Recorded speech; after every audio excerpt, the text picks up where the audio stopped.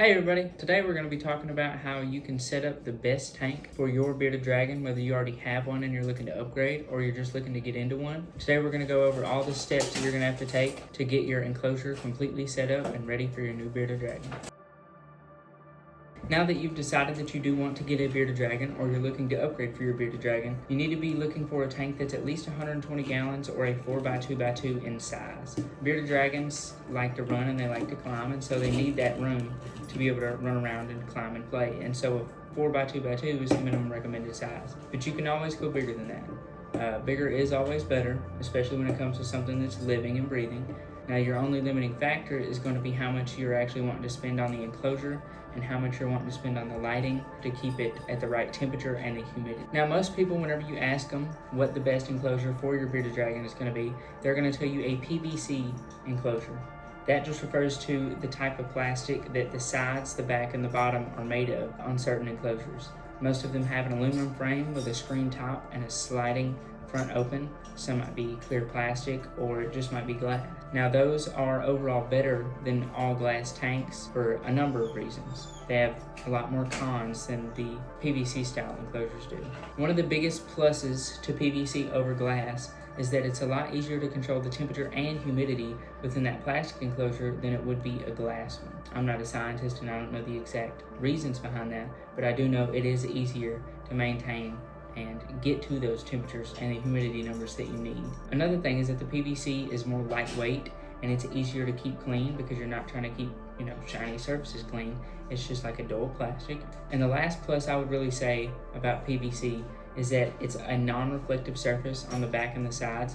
Now some people with a glass enclosure, they'll go ahead and put a backdrop and side drops on the enclosure so that the animal can't see out. But one plus to the PVC over that is that you don't have to do that because it's not reflective on the back and the sides. And one bad thing about the glass tanks is that if you don't do the non-reflective drops on them, that if your bearded dragon sees his reflection or his or her reflection in the side of the enclosure, they could think that there's another bearded dragon nearby and that could stress them out. Now that you've decided which substrate that you're going to use, now that you've decided which enclosure you're going to use, now we can move on to substrate. Now there are 100 different kinds of substrate that you can use inside of your enclosure, and there's 100 different people that are going to tell you what you do need to be using. Now, whenever you first get your bearded dragon enclosure set up, most people are going to recommend that you start with a solid or non-loose substrate. Most people are going to use newspaper or paper towels or something like the sticky shelf liners.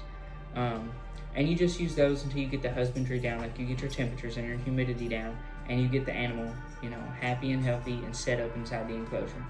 Now, after you've had the animal in there for a little while and they're doing good, then you can swap to a loose style substrate. That Reptisoil and Play Sand mixed together makes a really, really good soil for these bearded dragons because they do like to dig.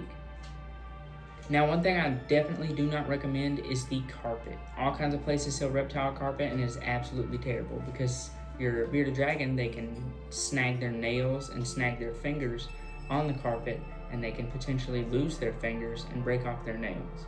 Another reason is that the carpet tends to keep bacteria inside of it, and so no matter how much you clean it, it's going to have that bacteria in it from them using the bathroom on it and just any other thing that might get onto that carpet.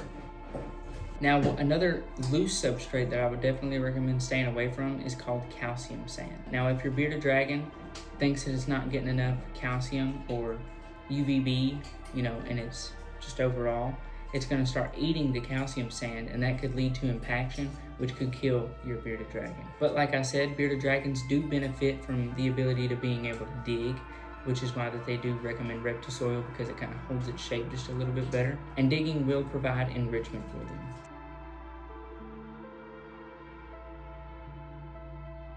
Now that you have your enclosure and your substrate picked out and ready to go, now you have a solid foundation to build on, and we can move into more decorations and hides for your bearded dragon. This is also the same place where your lighting and humidity start to come into play whenever you start thinking about the design of your enclosure, as well as the general placement of your decorations and your hides. Now, most people you talk to are going to tell you that you don't have to have a human hide for your bearded dragon, and that's absolutely true. You don't have to. Most people aren't going to recommend it to you.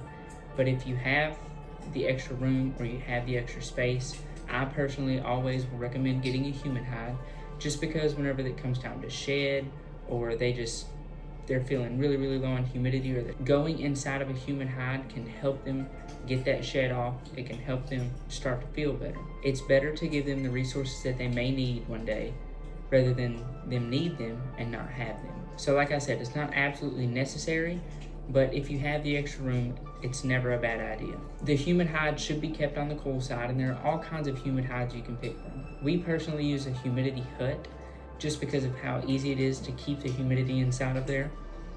You just pull the top off and there's sponges inside. You just soak the sponges and put them back in there, and it's humid. It works really, really well, and our bearded dragon really only uses it when it is time to shed. Now, with that hide being on the cool side, it's always a good idea to have more than one hide in your enclosure. Now, you may want to have a humid hide on the cool side and a dry hide on the cool side, as well as a dry hide on the hot side. You can double your dry hide as a basking surface if it's designed for that. Some materials retain the heat that are needed for bearded dragons to be able to bask, because they do require a lot of heat whenever it comes to basking. Just make sure that you do have the proper spot for your bearded dragon to hide and bask anywhere in the tank, just because it's really important for them to be able to feel safe and be able to get the heat that they need to stay alive. If you don't want to get a hide that doubles as a basking spot, you can always use a rock like slate, or buy just decorations that are for basking that do retain heat the correct way. Now, for the rest of the decoration, you can really do whatever you want. You can go bioactive, or you can go a more minimalist look, but there are a few things to watch out for that no one is ever going to tell you that's a good idea to buy. One of those things is going to be a reptile heat rock. Now, the heat rocks are notoriously bad for not being able to regulate their temperature and your reptile burning themselves on them, and that's never a good thing, because that could lead to further issues, including infection down the road. Another thing to stay away from is the bearded dragon hammocks. Now, they are directly marketed to bearded dragons, but that doesn't always mean that they're a good idea for bearded dragons, because just like the carpet, they can snag or catch onto the nails of your bearded dragon's hands and break the nails off or break their toes.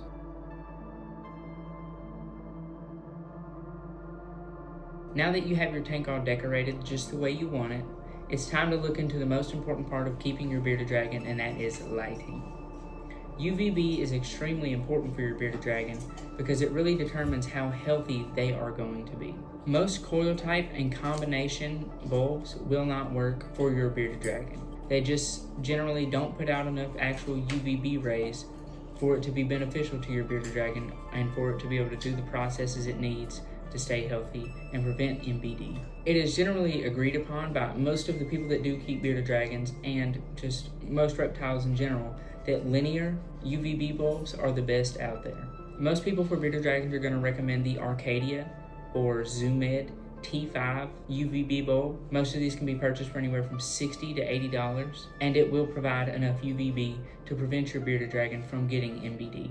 Another thing to keep in mind is that this bulb does need to be overlapping on the basking spot. It's really recommended that the UVB bulb be inside of the enclosure instead of on top of it above the screen, because most of the time the UVB rays won't get through the screen very efficiently, and that will block a lot of your light. Now, moving on to heat. If you have a 4x2x2 enclosure, one basking bulb and then just one heat bulb should be plenty enough to keep your bearded dragon enclosure at the right temperature. The actual basking spot for your bearded dragon should be 40 to 42 degrees Celsius or 104 to 107 degrees Fahrenheit. Now, that is just the basking spot. The rest of the tank should be anywhere from 22 to 25 degrees Celsius or 71 to 77 degrees Fahrenheit at the same time. Nighttime temperatures don't really change that much. They're about in the same range of that 22 to 25 Celsius and 71 to 77 degrees Fahrenheit. Your nighttime temperature should never, ever, ever get below 18 degrees Celsius or about 65 degrees Fahrenheit. At that point, your bearded dragon could start to have negative effects from the temperature being too cold. If your house doesn't stay in the 71 to 77 range overnight, you should look into getting a ceramic heat bulb, which is a non-light emitting heat emitter, or a tank heating pad, and that should be enough to keep the temperature of your tank under check overnight. Now, measuring your temperature and making sure that you have your temperature in the correct range is extremely important. Now, most people are going to use a stick-on style, digital or analog style thermometer and hydrometer. The hydrometer is what measures the humidity, and the thermometer is what measures the temperature. I'm not telling you to go spend $200 on a professional grade hydrometer and thermometer, but it is a good idea to make sure that you're getting a quality product whenever it comes to this, because the health of your bearded dragon does depend on it. Now, most people are either going to use the stick-on style or they're going to use the handheld laser pointer thermometer. Both of these will work just fine. The humidity is a fairly easy one to keep in range for the bearded dragons. These are one of the easier reptiles to keep in their range because their humidity ranges anywhere from 30 to 50%, and most households stay around the 30% range. So a few mistings a week should be enough to keep your bearded dragon good and inside of their proper range. Now that you have your enclosure set up perfectly, it's finally time to adopt your bearded dragon. While it is tempting to just go to the local pet store and pick out your bearded dragon the same day you get done, it's always better to buy your reptiles from a reputable dealer or breeder and help maintain the cycle of safe and humane breeding practices. I hope everybody has fun with their new pet. Thank you for watching. Please like and subscribe, and I'll see you next time.